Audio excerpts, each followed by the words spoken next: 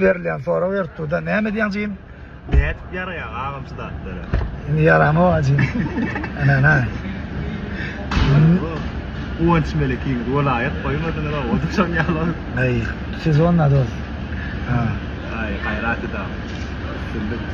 Men postdan girenim öyle Gonç Meri yansı çıktı diye. Ay böyle.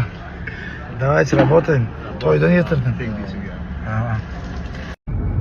Assalamu aleyküm Armanda.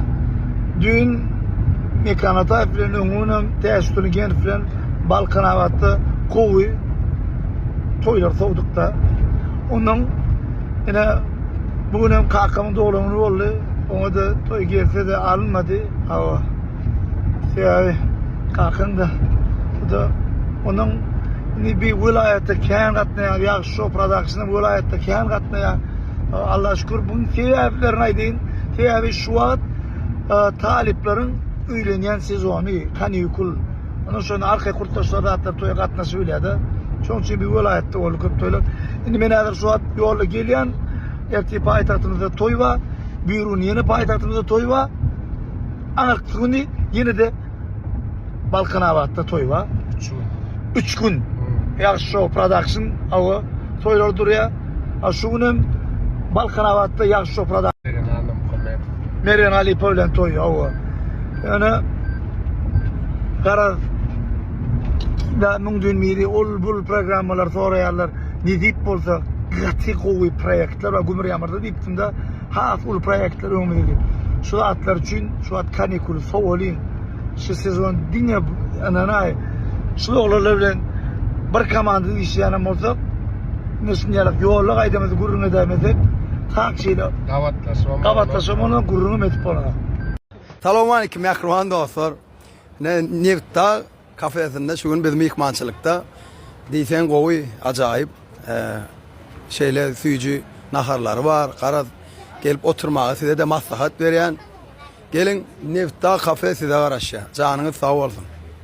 Emeğin de salam. Bugün bizim uğrumda Levap vilayetine. Anha saat 5'te aeroporta geldik. Yanımda yan yolaşım bile etti. Levap vilayetli işi vardı. Şu gün toygunumuz hazırladı. Diysen kovollu. Anha biz samoloda taraf bariyaz. Yerlerimize oturduk. А сейчас приготовиться к полету.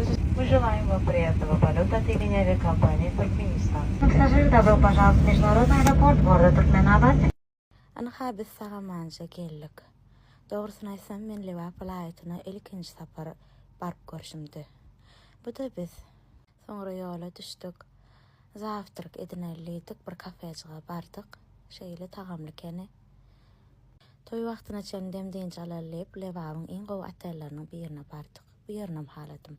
Qovu yatıp deyince mallım, sonra salonçuğa gelip men toya tayarlap başladı. Dadam, anha men tayar, toya tarap baryan.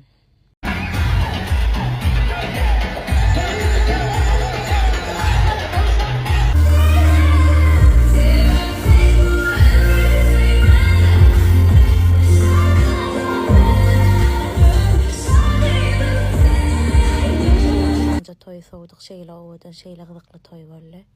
Sonra biz yola düştük. Levap'ın güzelliğine görüp koşan oğudun meçhitleri var ekeni. Arası küçüleri var eken, adamlarım şeyle qovu keni. Bu vilayeti deysen haladım. Sonra aeroporta geldim. Biz öyle. Tamam. Uçuş başladı. Öyümüze varayan yollar. Уважаемые пассажиры, добро пожаловать в международный аэропорт города Ашхабад. Biz Sağamanca şehirimize geldik. Mehribanlarım, Sağamanca öyümüze de geldik. Siz için tayarlan vicamı alansınız hep umut eten yurtumuzda her bir ocakta dine toy olsun. Toyda görüşelim. Ben sen öyle düşüşmeli mi? Kaytala yak sözümü. Beni yöneleme okma. Kaçan vaktinde gelmedim ben. Düşünleyen burada kaytala diyen mi sana? Yak sözün kaytala. Bak senin ha söyle gerek tamam. Köpten beri beyle süycaydım çıkmadı. Yani çıkarmadım. Hava aydımlar çıkıp dur. Tans aydımlar, toy aydımlar. Hitlerim dörep dur. Yani bulaydım edilmeyen dinleyicilerim yani mehruvan oldu. Bulaydım hokman dinleyip gör belki senin bu yarar. Aydımın adı kalbimın eyesi.